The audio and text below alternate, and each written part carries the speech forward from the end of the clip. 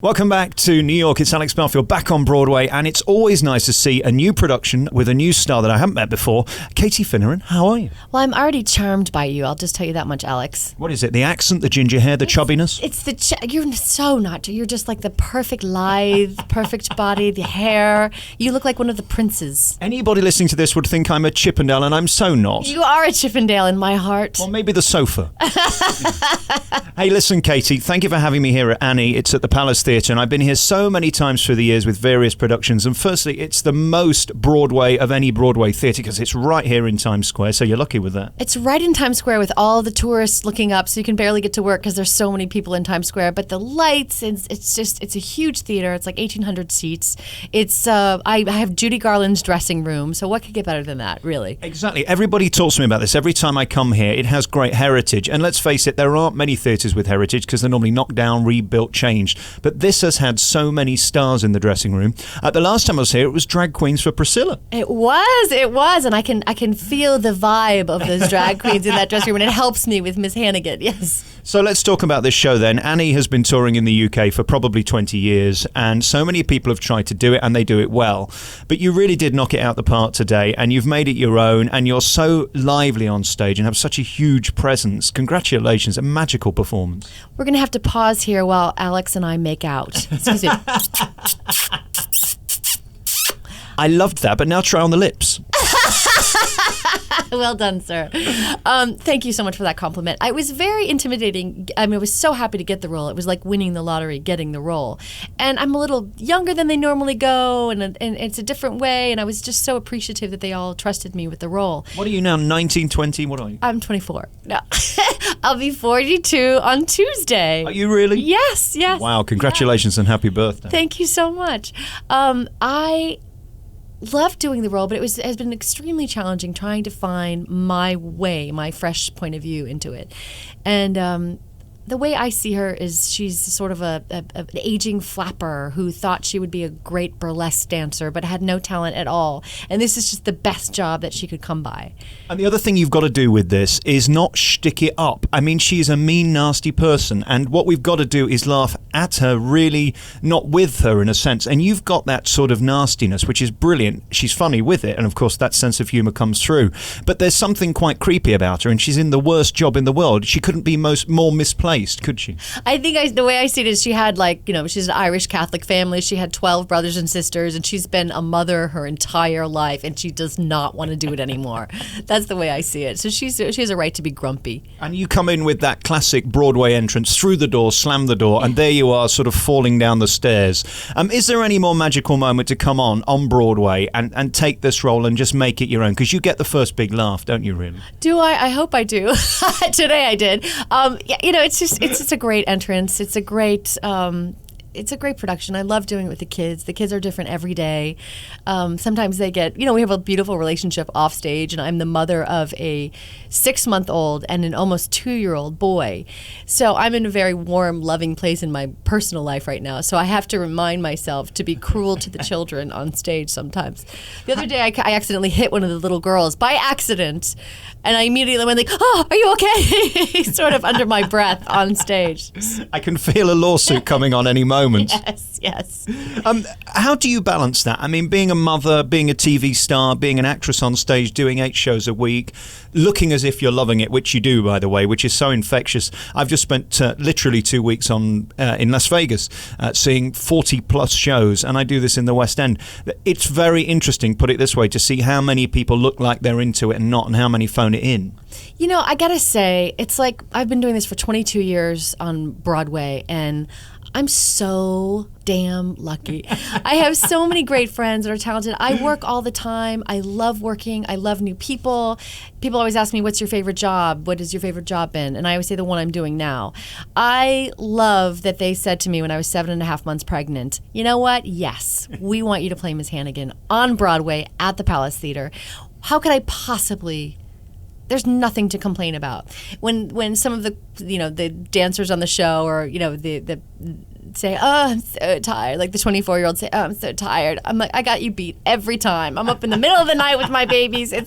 So I have nothing to complain about. I have the best life and the most fun of anyone I know. Yeah, and come back in a year when you're out of work, tell me you're tired. I bet you'd be willing to be tired then. I do really well when I'm out of work. I always have a good time. Museums. There's plenty to do in New York City. Do you know what you've got to do as well in this business, and reading your CV and seeing how you've progressed, is embrace the fact that you are not going to work 100% of the time, and you can't get too depressed when you're out because you know you're going to be back. It's keeping that balance, isn't it? And I'm really good at that. I think of it as camp. Like, I remember one time I had a stretch where I didn't work, and I learned how to goldsmith, to melt old jewelry and make new gold jewelry. Goldsmith? Yes, I am an official goldsmith. I could melt your rings and make you a pair of earrings. There's a double entendre in there somewhere, but I'm not going. I love the way you say that. Can you say that again? No, I can't. Double entendre. Double entendre. That's a bit of actual French, by the way. It is. It was. I have a foreign tongue. I want to talk to you about the fact that you broke 2 rules in this show, working with children and animals, and they were perfect today. I mean, the energy these kids give. I was saying before the interview, there's something about seeing these theatre kids on stage. They seem to focus more than the adults. They seem to come more sort of with energy than the adults. I mean, you could think, well, they'll be okay. But I mean, the performance is magnificent. You have to realize that these children are up until 11 at night. Some of them live further away, so they're up till midnight, and then they go to school in the morning. They go to school all day long, and then they come to the theater and do the show. And little Emily Rosenfeld, who plays Molly, she looks at me sometimes. She goes, "You know what? I'm pretty tired today." And I'm like, "Really?" I mean, they're like the Energizer bunnies. They just go and go and go, and they're so curious and fun and happy. And never seem to miss a beat. That's what's magical about them. They just know it, they feel it, they live it, don't they? When we were rehearsing, I was very postpartum. My baby was 7 weeks old when we started rehearsing. And these kids knew my blocking, my lines. They knew every single note that I had to sing. Yeah, they're pretty smart kids. Nothing worse than being upstaged by a 7-year-old, is it? Not much. There's not much. There's something about you girls, and I've interviewed many of you over the years, these leading ladies on Broadway, and I can't describe what it is. There's a magnetism between you and the audience, and you look like a leading lady. You carry yourself like a leading lady, and whether it's one role different to another, you can sort of tell. Can you be trained for that? I've come to sort of believe that you have to be born with it, or there'd be more of you. It's funny. That's such a huge compliment. So thank you so much. Pause while we make out again. You could have helped me with the sound effects. I might be sat down, but I'm giving you a standing ovation. I'm rolling out all these old lines today. You really are. It's because I saw The Old Jews yesterday. It's got me in the gag mood. Oh, how is that show? Oh, marvellous. I hear it's fantastic. I wish I had time to see it. 90 minutes, you can be back in the bar by the time of the interval started here. I love it. You're funny. You're talking about being a leading lady, and gosh, that's such an interesting thing. Thank you for thinking of me that way. Well, you are. You're Miss Hannigan here on Broadway, for Christ's sake. I think if that many people are going to focus on putting lights on you and a great costume and great makeup and a great wig, you kind of have to step up, even if you're not feeling it that day. You kind of have to go, all these people that are looking at me, I'm going to have to do this performance today. I have to, act as if today. And then, of course, the thing about this role is you've got to have an amazing voice to do it, but you're not singing amazingly, if you know what I mean, in your leading lady style. These aren't 11 o'clock numbers where you're stood there with poise and beauty. In fact, it's the opposite of that. But to be able to do that brilliantly, you have to have great poise and a great voice, don't you? I always think that I love character roles because I think I sing well, but I'm not a phenomenal singer. So I love character roles where I can sort of hide behind the character and the story through the song rather than having to sing beautifully. But there's an obvious strength there. That's what I love about it, and that's what I'm talking about, the way you deliver your numbers. And they're very physical as well. In fact, you never stop sort of acting, dancing throughout the entire show, do you? I don't. And I'll be dancing for you in my mind now. Oh, maybe a Pink Neglected or something. One of those diaphanous 90s, maybe.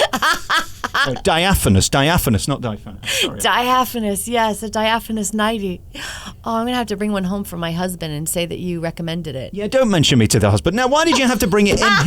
Everything was going well until you brought him up. Wait, can I see you when I'm in London? Yes, of course you can. Anytime, I'll give you my card. I lived in London and I loved it so much.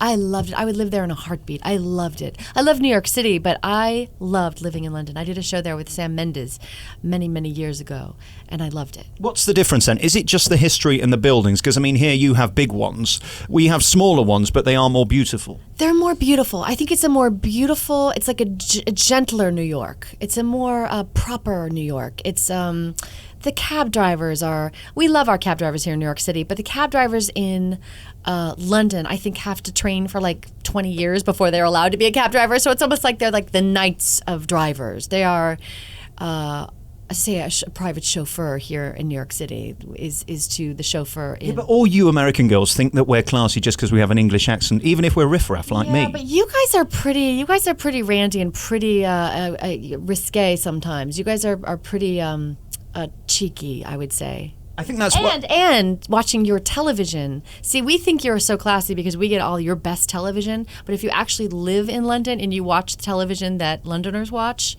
you know that is very similar to American television. Okay, I have to now apologise on behalf of Jeremy Kyle, that scumbag. You didn't deserve him. We should never have sent him over. Oh, yeah. And Piers Morgan as well. I'm so sorry. Oh, come on. I feel so sorry that we've sort of lumbered him on CNN, but it means we don't have to watch him every night. The more the merrier, you know? Exactly. And that's what this business is about, personalities and being diverse. And certainly Broadway invests in that. And that's what's great about this. I mean, it's an old show that's brought back. And it's funny how it feels relevant today.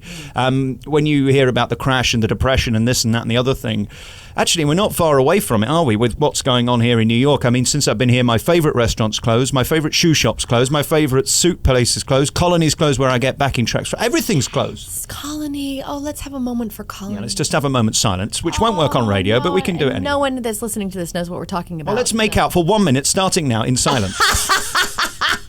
Let's just make out in That's silence more fun. for 1 minute. Let's talk about your children upstairs. Yes. How are they? How do they mind being in this theatre? I mean, it must be terribly dull for a 2-year-old to see mummy coming in these strange frocks every day. They love it. I have a little box of toys. They're in my dressing room, also known as Judy Garland's dressing room, Liza Minnelli's dressing room. I think you mentioned that twice. Yes. Oh, yes. I'm so privileged to be in that room. Are you kidding me? I have to give its history, homage to its history.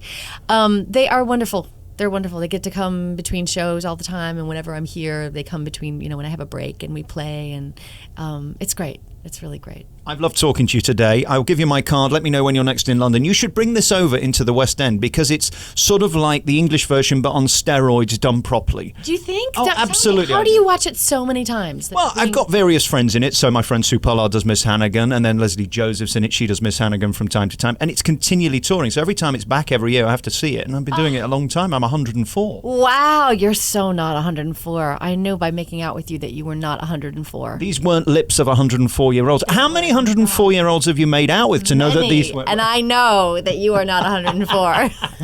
And that's how you get the leading lady role in show business. That's right. Congratulations on all your work in theatre and on telly. We didn't cover half of it, but it's such a pleasure to see someone who is totally unique, and you absolutely deserve it.